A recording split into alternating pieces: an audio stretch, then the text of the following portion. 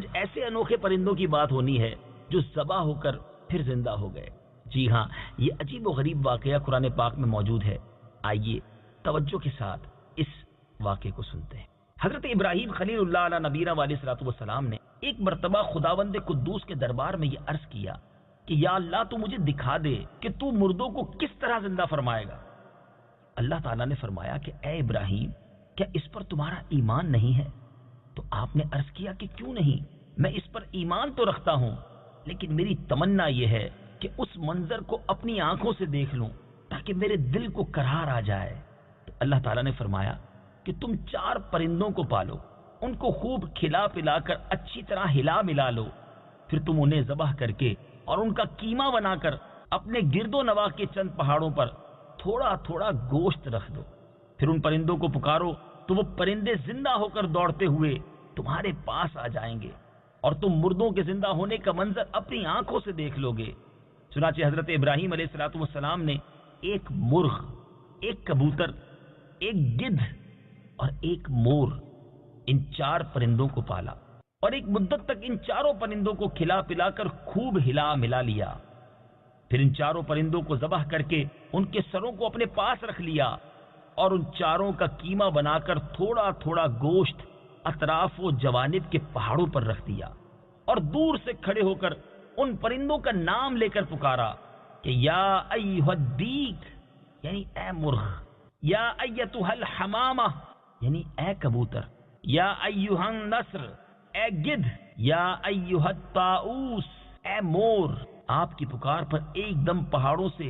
گوشت کا قیمہ اڑنا شروع ہو گیا اور ہر پرند کا گوشت پوشت ہڈی پر الگ ہو کر 4 پرند تیار ہو گئے، اور وہ 4 پرندے جو تھے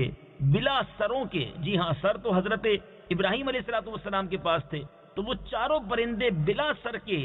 دوڑتے ہوئے حضرت ابراہیم علیہ الصلوۃ والسلام کے پاس آ گئے اور اپنے سروں سے جڑ کر پھر دانہ چگنے لگے اور اپنی اپنی بولیاں بولنے لگے، اور حضرت ابراہیم علیہ الصلوۃ والسلام نے اپنی آنکھوں سے مردوں کے زندہ ہونے کا منظر دیکھ لیا اور ان کے دل کو اطمینان و قرار مل گیا۔ اس واقعے کا ذکر خداوند کریم نے قرآن مجید کی سورہ بقرہ میں ان لفظوں کے ساتھ بیان فرمایا ہے۔ چنانچہ پارہ 3 سورہ بقرہ آیت نمبر 260 میں بیان ہوتا ہے۔ آئیے تلاوت قرآن مجید اور ترجمہ قرآن مجید سنتے ہیں۔ وَإِذْ قَالَ إِبْرَاهِيمُ رَبِّ أَرِنِي كَيْفَ تُحْيِي الْمَوْتَى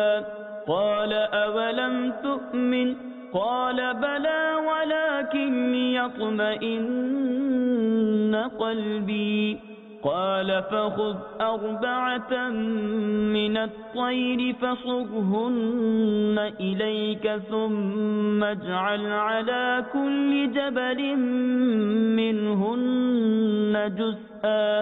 ثُمَّ ادْعُهُنَّ يَأْتِينَكَ سَعْيًا وَاعْلَمْ أَنَّ اللَّهَ عَزِيزٌ حَكِيمٌ۔ ترجمہ: اور جب ابراہیم نے عرض کی اے میرے رب تو مجھے دکھا دے کہ تو مردوں کو کس طرح زندہ فرمائے گا، اللہ نے فرمایا کیا تجھے یقین نہیں؟ ابراہیم نے عرض کی یقین کیوں نہیں، مگر یہ چاہتا ہوں کہ میرے دل کو قرار آ جائے۔ اللہ نے فرمایا تو پرندوں میں سے کوئی 4 پرندے پکڑ لو، پھر انہیں اپنے ساتھ مانوس کر لو، پھر ان سب کا ایک ایک ٹکڑا ہر پہاڑ پر رکھ دو، پھر انہیں پکارو تو وہ تمہارے پاس دوڑتے ہوئے چلے آئیں گے، اور جان رکھو کہ اللہ غالب حکمت والا ہے۔ میٹھے میٹھے اسلامی بھائیوں، آپ نے یہ واقعہ سنا،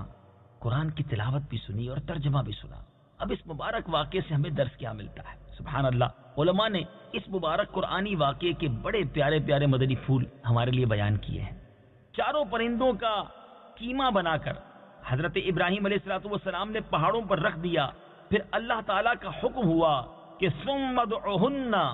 یعنی ان مردہ پرندوں کو پکارو۔ چنانچہ آپ نے 4 کو نام لے کر پکارا۔ اس سے تو یہ مسئلہ ثابت ہو گیا کہ مردوں کو پکارنا شرک نہیں ہے، کیونکہ جب مردہ پرندوں کو اللہ تعالیٰ نے پکارنے کا حکم فرمایا اور ایک جلیل القدر پیغمبر نے ان مردوں کو پکارا تو یہ ہرگز ہرگز شرک نہیں ہو سکتا، کیونکہ خداوند کریم کبھی کسی کو شرک کا حکم نہیں دے گا، اور نہ کوئی نبی ہرگز کبھی شرک کا کام کر سکتا ہے۔ تو جب مرے ہوئے مردوں کو پکارنا شرک نہیں، تو اللہ کے ولیوں اور شہیدوں کو جو دنیا سے پردہ فرما چکے ہیں انہیں پکارنا کیسے شرک ہو سکتا ہے؟ جو ان معاملات پر اعتراض کرتے ہیں انہیں تھوڑی دیر سر جھکا کر سوچنا چاہیے، انشاءاللہ انہیں قرآنی واقعے کی روشنی میں ہدایت کا نور نظر آ جائے گا اور وہ بھی صراط مستقیم پر چل پڑیں گے۔ تصوف کا ایک نقطہ، جی ہاں، اس خوبصورت واقعے میں ایک بڑا پیارا تصوف کا نقطہ بھی ملتا ہے کہ حضرت ابراہیم علیہ السلام نے جن 4 پرندوں کو ذبح کیا ان میں سے ہر پرندہ ایک بری خصلت میں مشہور ہے۔ مثلا مور کو اپنی شکل و صورت کی خوبصورتی پر گھمنڈ رہتا ہے،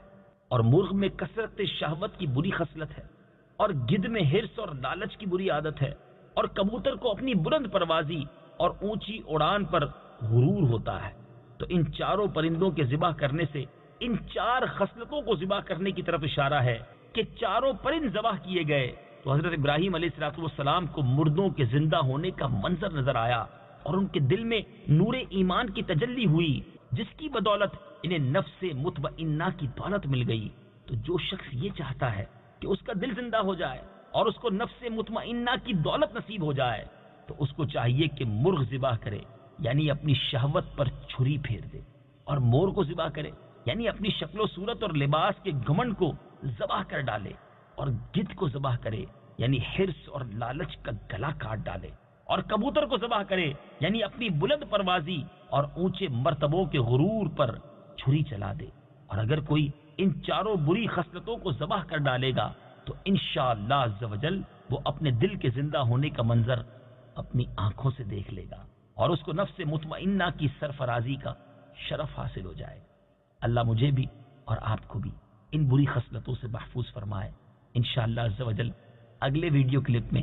آپ ایک اور قرآنی واقعہ سنیں گے، اور انشاءاللہ اس کے تحت بھی کچھ مدنی پھول ہم سب مل کر حاصل کریں گے۔